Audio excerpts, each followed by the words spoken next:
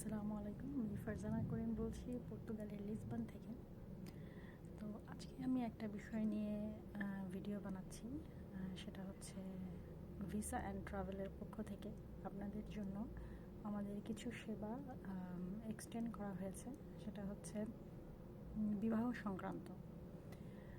আমাদের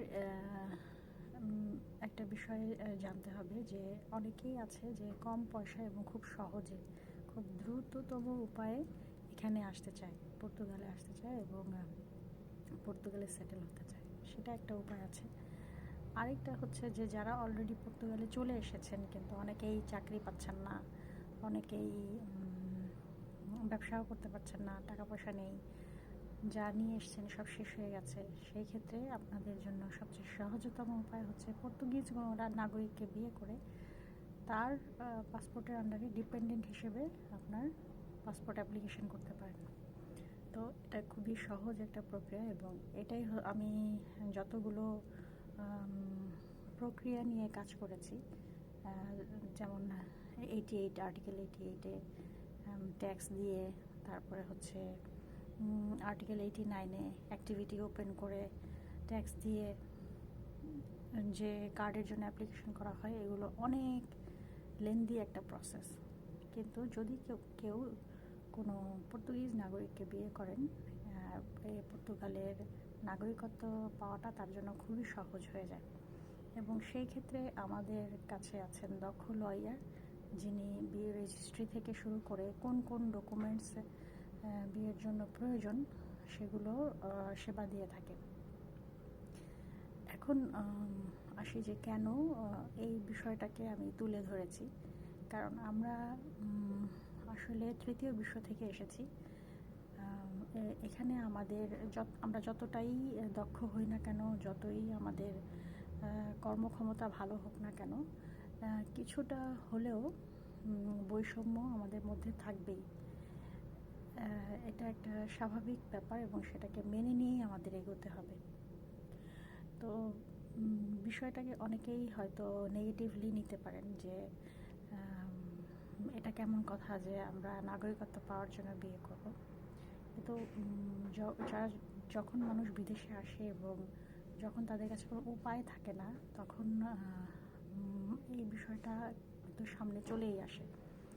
তো অনেকেই বোঝে না যে আসলে কি কি ডকুমেন্টস নিয়ে আমার বাংলাদেশ থেকে আসতে হবে। সেই ক্ষেত্রে একটা তো গেল যে বাংলাদেশ থেকে তারা বিয়ে করে আসবে এখানে পর্তুগালে। আরেকটা হচ্ছে এখানে যারা আছেন তারা কিভাবে বিয়ে করবেন, তাদের কি কি ডকুমেন্টস প্রিপারেশন থাকতে হবে। এই ডকুমেন্টগুলোর মধ্যে প্রধানতম ডকুমেন্টস হচ্ছে বার্থ সার্টিফিকেট, আর তার পাসপোর্ট কপি তো আছেই।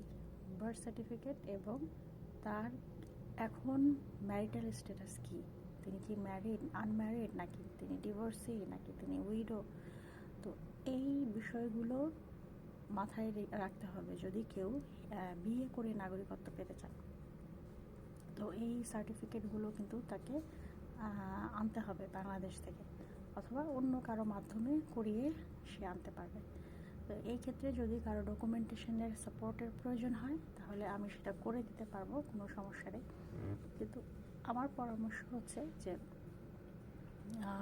আমরা যেটাকে বলি কন্ট্রাক্ট ম্যারেজ, এই ধরনের বিষয়গুলোতে না গিয়ে আপনারা চেষ্টা করেন যে রিয়েল ম্যারেজে যেতে। হ্যাঁ, কন্ট্রাক্ট ম্যারেজেও আপনারা এই কাজটা করতে পারেন এবং তাতে কোনো সমস্যা নেই। পর্তুগালে এই বিষয়টা অনেক শিথিল। এটা এতে আপনার নাগরিকত্বে কোনো সমস্যা হবে না। তো এক্ষেত্রে আপনি কি কি সুবিধা পাবেন সেটা হচ্ছে যে পাসপোর্ট অ্যাপ্লিকেশন করতে পারবেন খুব দ্রুত, সেখানে আপনার লম্বা লাইনে দাঁড়ানোর কোনো প্রয়োজন নাই। তারপরে হচ্ছে প্রত্যেকটা কাজই অনেক সহজ হয়ে যায় ওই ক্ষেত্রে। যে একজন ইউই সিটিজেনের ওয়াইফ অথবা একজন ইউই সিটিজেনের যদি হাজব্যান্ড হন, তাহলে কিছু বেনিফিট পাওয়া যায় আইএফপি থেকে, এরপর গভর্নমেন্ট থেকে, ফান্ড থেকে। তো এই বিষয় সোশ্যাল সিকিউরিটি থেকে বেনিফিটসগুলো পাওয়া যায়। তো এই বিষয়গুলো মাথায় রেখেই আমাদের এগোতে হবে। অনেকেই এটা চিন্তা করেন যে না, এটা ঠিক না, অথবা এই নাগরিকত্ব পাওয়ার জন্য বিয়ে করাটা এটা কেমন দেখায়। আসলে কি, এখন আমাদের ওই ধরনের চিন্তা ভাবনা করলে আপনি সামনে এগোবেন কীভাবে? এটা সম্ভব না। এই হচ্ছে এখনকার পরিস্থিতি হচ্ছে এমনটা। অনেকেই আছেন যে এখানে আসার পরে টাকা পয়সা শেষ হয়ে গেছে, এখন তার না হচ্ছে চাকরি, না হচ্ছে ব্যবসা। তো সেই ক্ষেত্রে সে কার্ড ছাড়া কাজ করতে পারছে না, অথবা পাসপোর্ট ছাড়া সে বাইরে যেতে পারছে না। তার যেটা ড্রিম সেটা সে পূরণ করতে পারছে না। তো সেই ক্ষেত্রে এটা হচ্ছে সবচেয়ে শর্টকাট উপায়।